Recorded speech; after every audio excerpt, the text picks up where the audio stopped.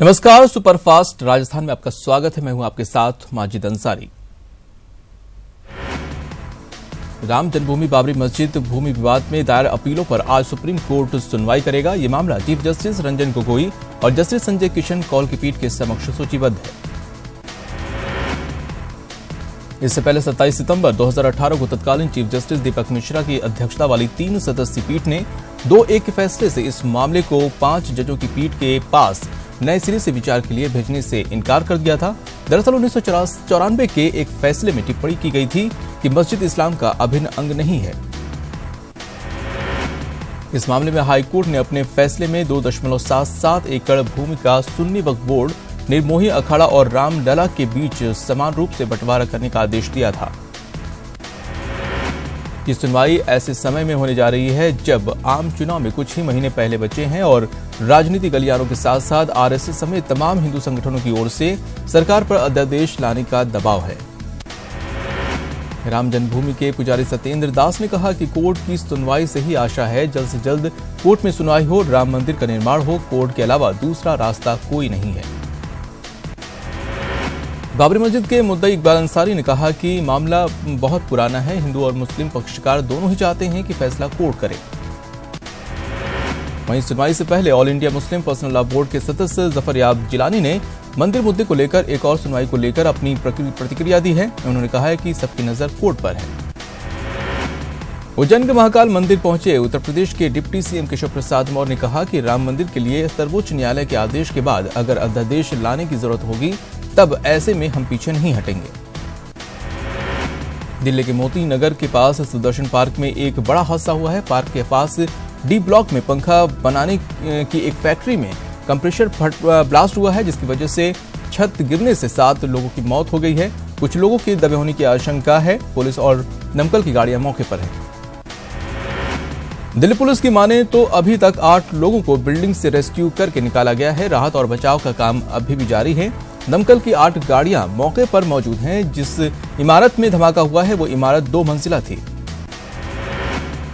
आज प्रधानमंत्री नरेंद्र मोदी असम के दौरे पर रहेंगे और इस दौरान वो सिलचर में एक रैली को भी संबोधित करेंगे। पिछले 10 दिनों में असम में ये पीएम मोदी का दूसरा दौरा है। इस दौरे को 2019 के चुनाव अभियान का आगाज भी माना जा रहा है। आज कांग्रेस अध्यक्ष राहुल गांधी का अमेठी दौरा है। राहुल गांधी आज शाम 4 बजे फुर्सतगंज एयरपोर्ट पर पहुंचेंगे, जहां से शाम 5:30 बजे गौरीगंज मुख्यालय पहुंचेंगे। कांग्रेस अध्यक्ष मुंशीगंज अतिथि गृह में कांग्रेस के नेताओं और कार्यकर्ताओं से मिलेंगे और मुंशीगंज अतिथि गृह में ही रात्रि विश्राम करेंगे। साथ ही 5 जनवरी को राहुल गांधी जनता दरबार लगाएंगे। आज केंद्रीय मंत्री स्मृति ईरानी भी अमेठी के दौरे पर रहेंगी। केंद्रीय मंत्री गौरीगंज जिला अस्पताल में सिटी स्कैन मशीन का लोकार्पण करेंगी। दोपहर 1 बजे राजेश मसाला फैक्ट्री में कंबल वितरण के कार्यक्रम में भी शिरकत करेंगी। केरल के सबरीमाला मंदिर में 2 महिलाओं के प्रवेश के बाद पूरे प्रदेश में हिंसा फैल गई है। गुरुवार को हुई इस हिंसा में 100 से ज्यादा लोग घायल हुए हैं, जिसमें 21 पुलिसकर्मी भी शामिल हैं। केरल में गुरुवार को कई जगह पर पुलिस और प्रदर्शनकारियों के बीच झड़प हुई है। इस हिंसा को देखते हुए राज्यपाल पी सदाशिवम ने मुख्यमंत्री पिनाराई विजयन से कानून व्यवस्था पर रिपोर्ट मांगी है। वरिष्ठ वकील एच.एस. फुल्का ने आम आदमी पार्टी से इस्तीफा दे दिया है। उन्होंने गुरुवार शाम को दिल्ली के मुख्यमंत्री और आम आदमी पार्टी के संयोजक अरविंद केजरीवाल से मिलकर अपना इस्तीफा सौंपा। बहुचर्चित चारा घोटाला मामले में सीबीआई कोर्ट से सजा याफ्ता राजद सुप्रीमो लालू प्रसाद की जमानत याचिका पर आज झारखंड हाई कोर्ट में सुनवाई होगी। लालू प्रसाद की जमानत के लिए अपनी ओर से पैरवी करने के लिए सुप्रीम कोर्ट के वरिष्ठ अधिवक्ता कपिल सिब्बल बहस करेंगे। एलजेपी सांसद चिराग पासवान ने कहा है कि एनडीए में कौन पार्टी किस सीट पर चुनाव लड़ेगी, इसका ऐलान जल्द हो जाना चाहिए। साथ ही ये भी कहा कि एलजेपी पिछले चुनाव में सीटों पर ही चुनाव लड़ेगी। वाराणसी में बीजेपी के सहयोगी दल भाजपा के मुखिया और कैबिनेट मंत्री ओम प्रकाश राजभर ने कहा कि अगर 27% ओबीसी आरक्षण में बंटवारा नहीं होगा तो वो भाजपा के साथ नहीं होंगे। समाजवादी पार्टी के फायर ब्रांड नेता आजम खान की मुश्किल बढ़ने वाली है, क्योंकि उनके खिलाफ फर्जीवाड़ा करने का मुकदमा दर्ज हुआ है। दरअसल आजम खान के बेटे की 2 जन्म प्रमाण पत्र बने हुए हैं, जिसकी जांच चल रही है। जांच में अनियमितता मिलने के बाद रामपुर पुलिस ने कई धाराओं के तहत आजम खान, उनकी पत्नी और बेटे के खिलाफ मुकदमा दर्ज किया है। इस मुकदमे के बाद बीजेपी नेता ने आजम खान के खिलाफ हमला बोला है। उन्होंने कहा कि एक संवैधानिक पदों पर बैठे लोग अगर ऐसा काम करेंगे तो दूसरों से कैसे उम्मीद की जा सकती है। मध्य प्रदेश में कैबिनेट मंत्री महेंद्र सिंह सिसोदिया ने अधिकारियों कर्मचारियों को लात मारने की धमकी दी है। गुना के हितौनिया गांव पहुंचे मंत्री महेंद्र सिसोदिया ने यह विवादित बयान दिया है। गुना के हितौनिया गांव में मंत्री महेंद्र सिसोदिया ने कहा है कि जो अधिकारी कर्मचारी नहीं सुनेंगे उन्हें लात मारकर बाहर का रास्ता दिखाएंगे। सिसोदिया के इस बयान का वीडियो वायरल हो रहा है।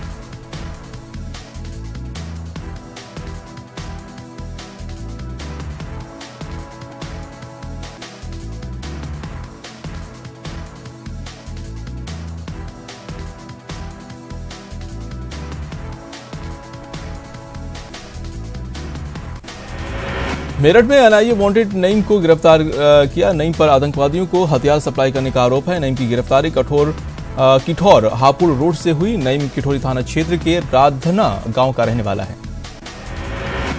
लखनऊ के कारोबारी के साथ देवरिया जेल में मारपीट का मामला सामने आने के बाद अतीक अहमद को बरेली जेल शिफ्ट किया गया, जिसके बाद बरेली जेल अधीक्षक ने डीएम और एसएसपी को पत्र लिखकर उन्हें बरेली जिले में से शिफ्ट करने की मांग की है। इस पत्र के बाद पुलिस प्रशासन ने बरेली जेल में लाव लश्कर के साथ छापेमारी की। इस दौरान अतीक अहमद की बैरक में छानबीन की गई, जहां कोई संदिग्ध सामान बरामद नहीं किया गया। पुलिस प्रशासन सतर्क है। बुलंदशहर हिंसा के बाद से फरार योगेश राज को पुलिस ने 31 दिनों बाद गिरफ्तार कर लिया है। 12 घंटे की लंबी पूछताछ के बाद पुलिस ने योगेश राज को कोर्ट में पेश किया। योगेश राज को कोर्ट ने 14 दिन की न्यायिक हिरासत में भेज दिया है। इस गिरफ्तारी से पहले आरोपी ने एक वीडियो संदेश के जरिए खुद को बेगुनाह बताया था। इनकम टैक्स डिपार्टमेंट ने यूपी समेत देश में कई जगहों पर छापेमारी की। यूपी में आईटी की टीमों ने लखनऊ, कानपुर, उन्नाव, शाहजहांपुर, बरेली, गाजियाबाद जिलों में छापेमारी की। कानपुर में पान मसाला बनाने वाली Mehandipur Balaji impact private limited के दफ्तरों में छापा पड़ा, तो शाहजहांपुर में कई ट्रांसपोर्टर्स के ऑफिस पर आईटी की टीम ने रेड की। लखनऊ में 56 भोग मिष्ठान भंडार में इनकम टैक्स विभाग ने छापा मारा। मौके पर पहुंची पुलिस फोर्स के साथ आयकर विभाग के अफसर मौजूद रहे। कर्नाटक के बेंगलुरु में इनकम टैक्स की टीमों ने फिल्म इंडस्ट्री से जुड़े लोगों के यहां छापेमारी की। 50 से ज्यादा ठिकानों पर हुई छापेमारी में कई अभिनेता, फिल्म निर्माता, निर्देशक और अन्य लोग शामिल हैं। खाद्य उत्पाद बनाने वाली कंपनी मैगी सुप्रीम कोर्ट से झटका लगा है। कंपनी ने सुप्रीम कोर्ट में स्वीकार किया है कि उसके सबसे लोकप्रिय एफएमसीजी उत्पाद मैगी में लेड की मात्रा थी। कोर्ट में मामले की सुनवाई के दौरान कंपनी के वकीलों ने इस बात को स्वीकार किया। दरअसल स्वास्थ्य सुरक्षा के मापदंडों को पूरा न कर पाने पर पिछले साल टनों की मात्रा में मैगी को नष्ट कर दिया गया था। इसके अलावा सरकार ने मुआवजा के तौर पर 640 करोड़ रुपए की भी मांग की थी। गुजरात के बनासकांठा में पहलवानों की रेसलिंग हुई, जहां 5 जनवरी को होने वाले AWE मुकाबले के पहले ही 2 पहलवान रास्ते में भिड़ गए। मिर्जापुर शहर कोतवाली के महुआरिया में मकान खाली कराने को लेकर 2 पक्षों में विवाद हुआ। एक शख्स को आधा दर्जन से अधिक लोगों ने बेरहमी के साथ लाठी डंडे से पीटा। इस दौरान 5 लोग घायल हो गए। वहीं मेरठ में सदर थाना इलाके में एक होटल में खाने के पैसों को लेकर मारपीट हो गई, जिसमें होटल संचालक समेत 2 लोग घायल हो गए। मारपीट की पूरी घटना होटल में लगे सीसीटीवी में कैद हो गई है। आजमगढ़ जिले में नगरपालिका कर्मचारियों ने सरेआम ऑटो चालक को घसीटकर जूतों चप्पल से पीटा। मारपीट का वीडियो सोशल मीडिया पर वायरल हो गया। रामनगर में एक महिला के मोबाइल चोरी का सीसीटीवी फुटेज सामने आया है। चोरी महिला का ये वीडियो वायरल हो गया है। एक दुकान में 2 महिलाएं पहले से मौजूद थीं। उसके बाद प्रोफेशनल अंदाज में महिला ने दूसरी महिला के जेब से मोबाइल फोन निकाल लिया। फिलहाल पुलिस जांच में जुट गई है और इस गिरोह का पता लगा रही है। मेरठ के थाना पल्लवपुरम में उस वक्त हड़कंप मच गया जब टेंट के सामान से भरे ट्रक में आग लग गई। देखते ही देखते ट्रक जलकर खाक हो गया। बताया जा रहा है कि दमकल को सूचना दी गई थी, लेकिन दमकल की गाड़ियां नहीं पहुंची।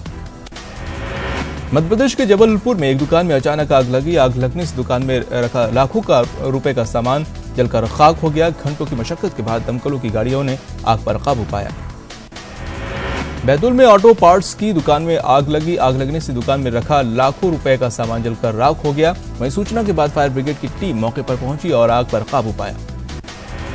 मध्य प्रदेश के श्योपुर में एक कार में आग लग गई, लेकिन गनीमत ये रही कि कार में कोई सवार नहीं था। घटना श्योपुर पाली हाईवे पर बडगुआ गांव के पास हुई, जहां कई दिन से खड़ी i20 कार में आग लग गई। मध्य प्रदेश के कटनी में ट्रक और ऑटो की भिड़ंत हो गई। इस हादसे में ऑटो में सवार 3 लोगों की मौत हो गई, वहीं 5 लोग घायल हो गए, जिन्हें गंभीर हालत में अस्पताल में भर्ती कराया गया है।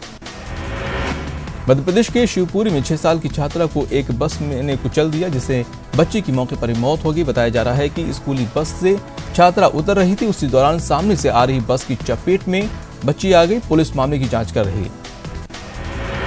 मध्य प्रदेश की राजधानी भोपाल में स्कूल बस ने एक छात्रा को टक्कर मार दी, जिससे छात्रा गंभीर रूप से घायल हो गई। घायल छात्रा को अस्पताल में भर्ती कराया गया। हादसा 1250 अस्पताल के सामने हुआ, जिसके बाद बस का ड्राइवर मौके से फरार हो गया। मध्य प्रदेश के कटनी से ट्रक और ऑटो की भिड़ंत हो गई। इस हादसे में 3 लोगों की मौके पर ही मौत हो गई, वहीं करीब 8 लोग घायल हुए हैं। फिलहाल सभी घायलों का इलाज जारी है। प्रदेश भर में सर्दी का सितम जारी है। शीतलहर से जहां आम जनजीवन प्रभावित है, तो वहीं कोहरे ने रफ्तार पर ब्रेक लगा दी है। घने कोहरे की वजह से रेल हवाई सेवा पर असर पड़ा है। कई जिलों में पारा माइनस के पार पहुंच गया है। फसलों पर बर्फ जम रही है, वहीं सड़कों पर भी वाहन चालकों को भारी समस्या का सामना करना पड़ रहा है। उत्तरकाशी में मौसम ने करवट ली है। यहां गंगोत्री, हर्षिल, मुखबा, सूकी टॉप क्षेत्र में जमकर बर्फबारी हुई। वहीं कुछ पर्यटक अभी भी बर्फबारी के बीच गंगोत्री धाम तक जा रहे हैं।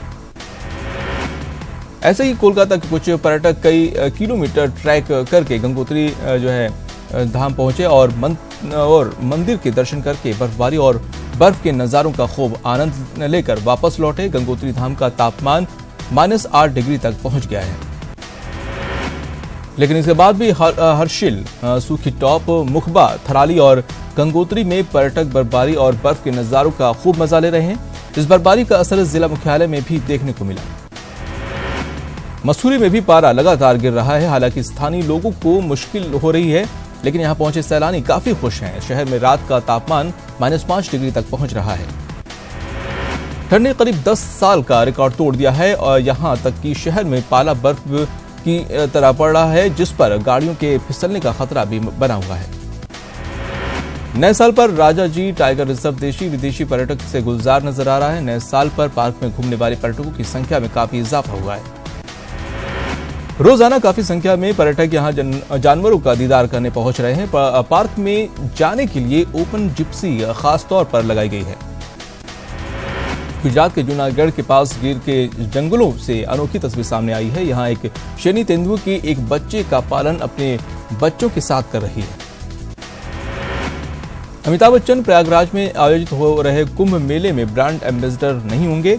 ये बात आज साफ हो गई है। यूपी सरकार ने किसी को भी कुंभ मेले का ब्रांड एम्बेसडर न बनाने का फैसला लिया है। मेले की तैयारियों का जायजा लेने पहुंचे यूपी के चीफ सेक्रेटरी ने कहा कि कुंभ पूरे देश और दुनिया में खुद एक ब्रांड है।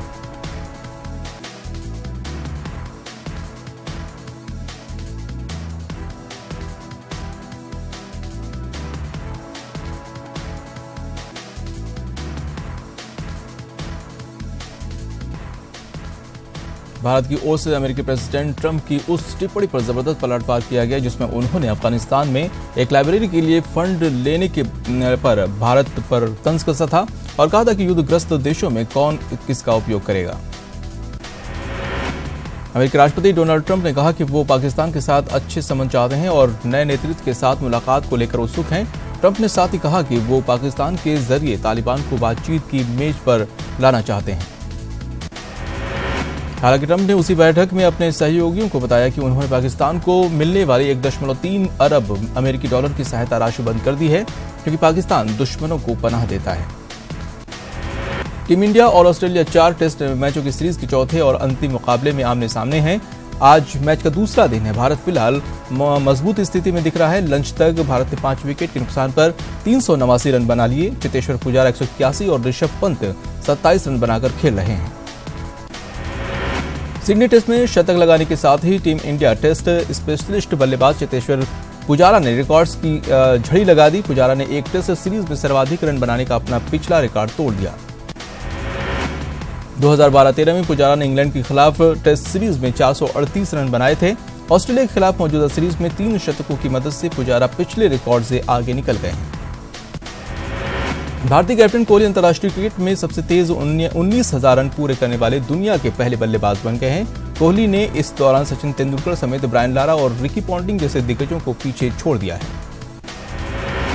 भारतीय ओपनर मयंक अग्रवाल का ऑस्ट्रेलियाई दौरा अब तक शानदार रहा। मेलबर्न में डेब्यू टेस्ट में हाफ सेंचुरी जड़ने वाले मयंक ने सिडनी में भी शानदार प्रदर्शन किया।